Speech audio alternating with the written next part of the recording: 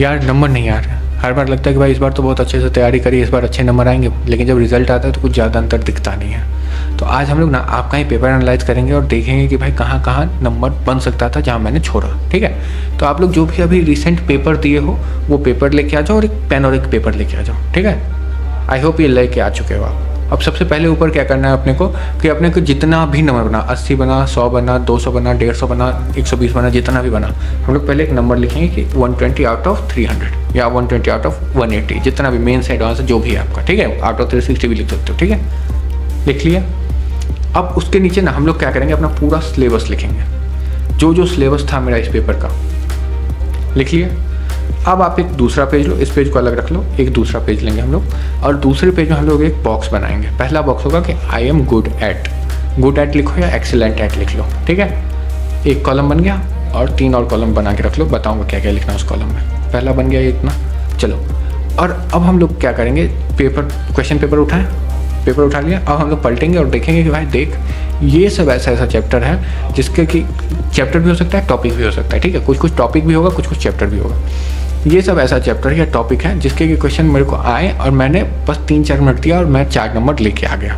ठीक है, वो सब सारे टॉपिक्स को उठाओ और आप लिखो कि I am good at this topic, means I am good at वाला जो कॉलम बनाया हो उसमें ये सब लिखते चलो कि भाई ये सब टॉपिक मेरा अच्छा है, इस पर मैं टाइम दूंगा, तो ये मैंने इस पर टाइम दिया तो इसने मेरे को रिजल्ट दिया। ठीक है, क्लियर। फिर एक दूसरा सेक्शन आता है, ये तो आपका नंबर हो गया कि भाई देखो आपको 120 बना है ना, तो वो इसी टॉपिक के कारण बना है, आप इसमें अच्छे हो।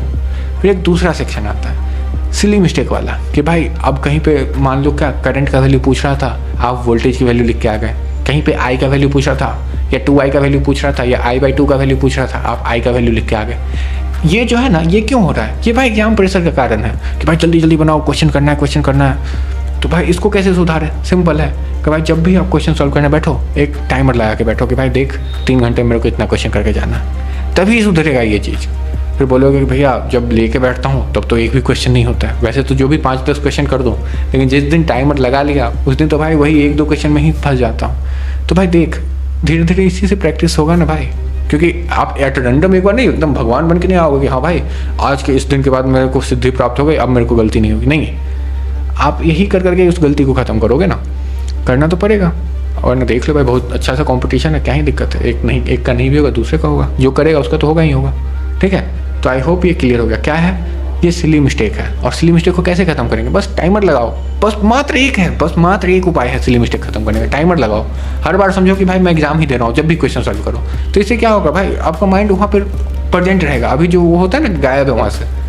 क्लियर, सिली मिस्टेक देख लीजिए, 20 नंबर से ऊपर का सिली मिस्टेक नहीं होता है। ठीक है, 20 नंबर मतलब समझ, हर सब्जेक्ट में एक या किसी सब्जेक्ट में 2, हर सब्जेक्ट में 1 या 2 आपने ऐसा गलती करके आया हो, तो 20 नंबर से ऊपर का तो सिली मिस्टेक नहीं ही होगा। क्लियर। अब आते हैं हम लोग उसके आगे कि भाई मान लो कि भाई चलो हम एक तो पूरा सेक्शन हो गया कि भाई मेरे को ये सब पूरा बढ़िया से आता था, मैंने बना भी दिया। दूसरा कि जिसमें मैंने सिली मिस्टेक करा।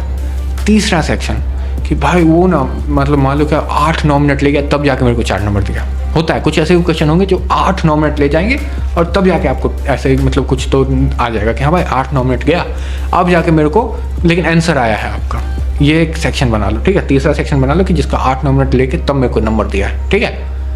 इनमें देखो ये कौन से चैप्टर होंगे पता है, ये वैसे ही चैप्टर। देखो पहला जो दोनों सेगमेंट था ना वो एक ही है कि मतलब आप उसमें अच्छे हो तभी आपने उसको जल्दी से अटेम्प्ट करा और गलती करके आए हो, ठीक है। सिली मिस्टेक में ये नहीं है, सिली मिस्टेक में आपको आता नहीं है ये दिक्कत नहीं है। सिली मिस्टेक वाले में आपको आता है बहुत अच्छे से, बस आप हलचल में गलती करके आए हो, ठीक है। अभी ये जो सेक्शन है ना इसमें आप कन्फ्यूज्ड हो, भले ही वो लैक ऑफ रिवीजन हो, लैक ऑफ प्रैक्टिस हो या फॉर्मूला उस टाइम भूल कुछ भी है, वो कोई और कुछ नहीं है, वो लैक ऑफ प्रैक्टिस ही है बस, समझ रहे हो। तो अगर आप जो इस क्वेश्चन में जिसमें आपको 3-4 मिनट बनाने की जगह आप 8-9 मिनट लगा के बनाए हो लेकिन आप बनाए हो, इसमें और कुछ नहीं है, आपका ये लैक ऑफ प्रैक्टिस है। आपको क्या करना है, इससे रिलेटेड क्वेश्चन करने हैं, ठीक है।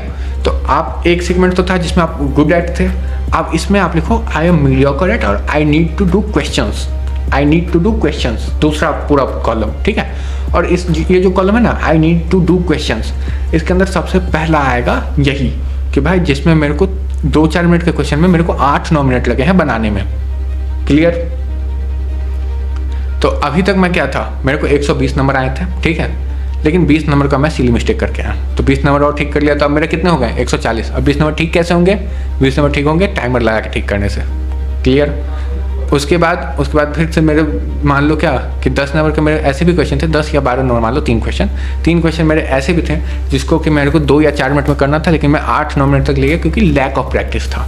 तो अब मैं क्या करूँगा, लैक ऑफ प्रैक्टिस वाले में इसको डाल दिया कि भाई ये टॉपिक है जिसका मैंने लैक ऑफ प्रैक्टिस करा है। फिर आता है क्या, कुछ ऐसे भी क्वेश्चन आते हैं जो कि आपका 8-9 मिनट या 10 मिनट ले जाएंगे, उसके बाद भी उसका आंसर नहीं आएगा।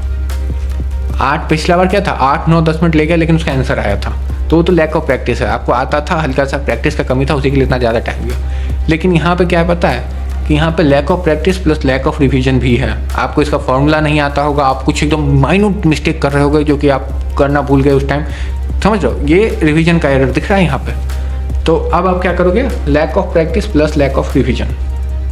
क्लियर, आई होप कि भाई इसमें क्या हुआ कि आपका अच्छा खासा टाइम वेस्ट होता है। अब ये सब क्वेश्चन टाइम वेस्ट करवा देता है। मान लो अगर आपको कोई एक क्वेश्चन जो कि 4-5 मिनट का करने वाला था, आप उसको 10-10 मिनट दे रहे हो, तो आगे का 2-4 क्वेश्चन का तो टाइम वेस्ट करवा दिए। तो मान लेते हैं क्या, ये जो आपका सेगमेंट था ना, पहले तो था कि लैक ऑफ प्रैक्टिस वाला, जिसमें कि आपको 10 मिनट लेके 4 नंबर दिया है, और ये था क्या कि जो 10 मिनट लिया भी और उसका या तो गलत हो गया या तो भाई 4 नंबर भी नहीं दे पाया। तो ये कौन सा है, ये lack of practice plus lack of revision वाले में जाएगा। ठीक है, आई होप आप लोग उसको जल्दी जल्दी सेपरेट आउट कर पा रहे हो। क्या सेपरेट आउट करना है, चैप्टर्स।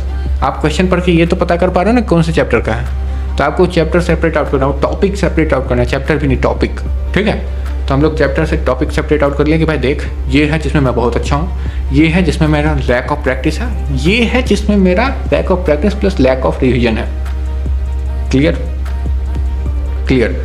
तो अभी जो देख, ये जो पहला था ना कि भाई मैं बहुत अच्छा हूँ, इसी के अंदर आता है सिली मिस्टेक वाला भी, क्योंकि उसमें भी आप बहुत अच्छे हो, तभी इतना जल्दी जल्दी में मिस्टेक करके आते हो। ठीक है, तो आप जो सिली मिस्टेक को ठीक किया तो आपको 20 नंबर वहाँ पढ़ा, तो अगर आपके 120 आ रहे थे तो 140 आ गए। ठीक है, और ये जो लैक ऑफ प्रैक्टिस वाला था, ये 10 नंबर या 12 नंबर मानता हूँ। ठीक है, तो अभी आपका टोटल हो गया 140 था, और 10 150, और तो 152 नंबर अभी तक हो गए ना।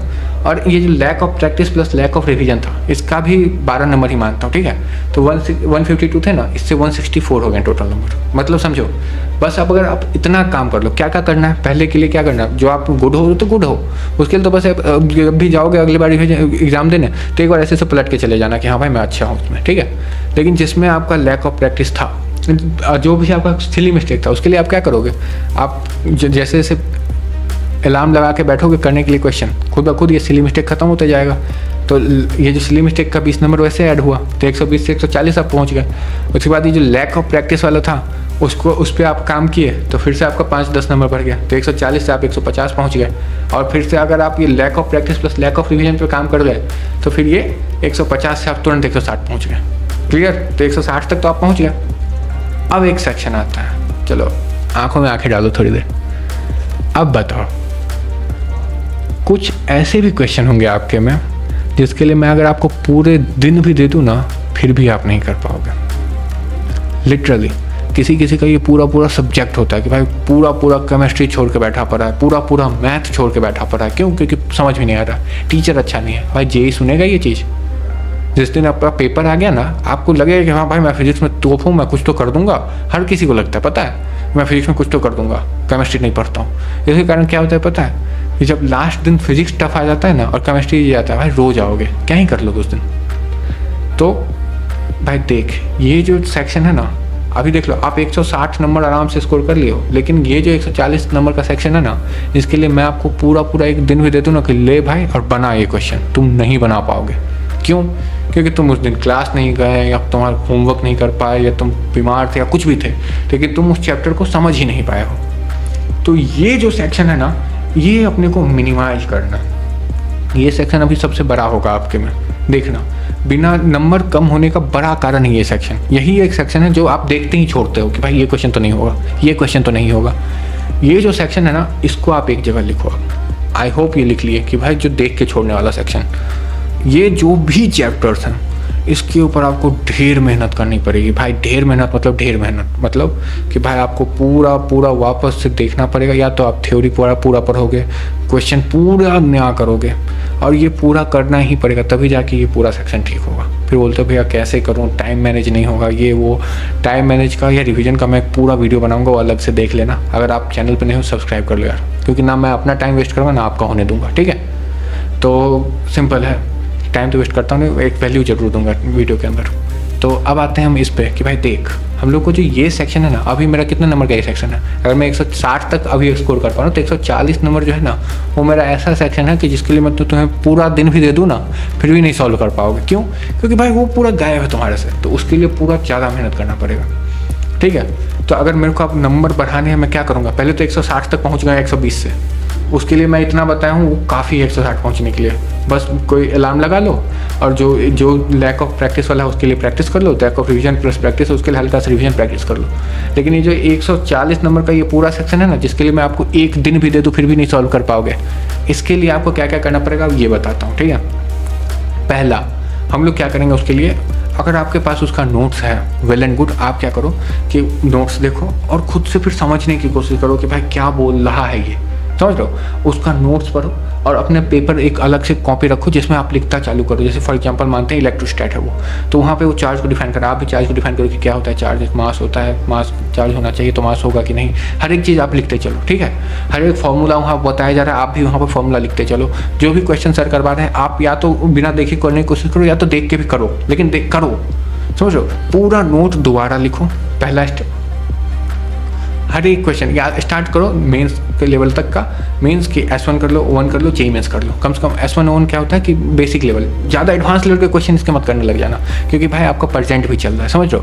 अपने को अपना पास्ट ठीक करने के चक्कर में प्रेजेंट नहीं बिगाड़ना है, समझ लो। आपका प्रेजेंट में जो भी होमवर्क चल रहा है अपन उसको भी करते चलेंगे, समझ रहे हो। तो ये जो 140 नंबर का जो ये बड़ा सा सेक्शन है ना, इसको ख़राब से ठीक करना है। लेकिन अगर इसको ख़राब से ठीक करने के चक्कर में आप ये अपना प्रेजेंट ख़राब कर लूँगा तो फिर बढ़ ही गया ये ऑब्वियसली।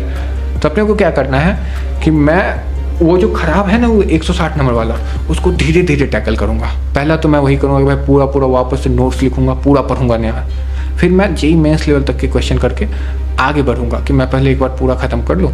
हाँ, एडवांस के लेवल का करूँगा मैं, लेकिन अभी मैं जेई मेंस के लेवल का करके एक बार छोड़ूंगा ताकि मैं प्रेजेंट पे भी फोकस करूँ, ठीक है। क्योंकि मेरे को पता है आपके पास टाइम नहीं है, ठीक है।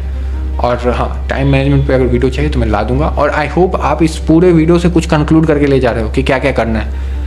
160 नंबर तक तो मैं आराम से खींचता, 40 नंबर तो आपका आराम से खींच गया कि कैसे आएगा, ठीक है। 40 नंबर के बाद जो ये 140 नंबर का सेक्शन है ना, ये पूरा एक साथ का सेक्शन है, समझ लो। आपका ये पूरा एक साथ कवर है, या तो पूरा एक कोई सा सब्जेक्ट हो गया, जैसे कि पूरा केमिस्ट्री छोड़ पड़े हो तो, या पूरा मैथ छोड़े पड़े हो, तो ऐसा कोई सा एक सेक्शन है ये, तो उसको ठीक करने में टाइम लगेगा ही लगेगा, ठीक है। और ये पहला जो ये 40 नंबर का सेक्शन है ना, वो चाहो अगर आप अभी से इम्प्लीमेंट करते हो तो नेक्स्ट टेस्ट में आपको दिख जाएगा कि भाई 20, 30, 40 नंबर आराम से इंक्रीज हो जाएंगे आपके।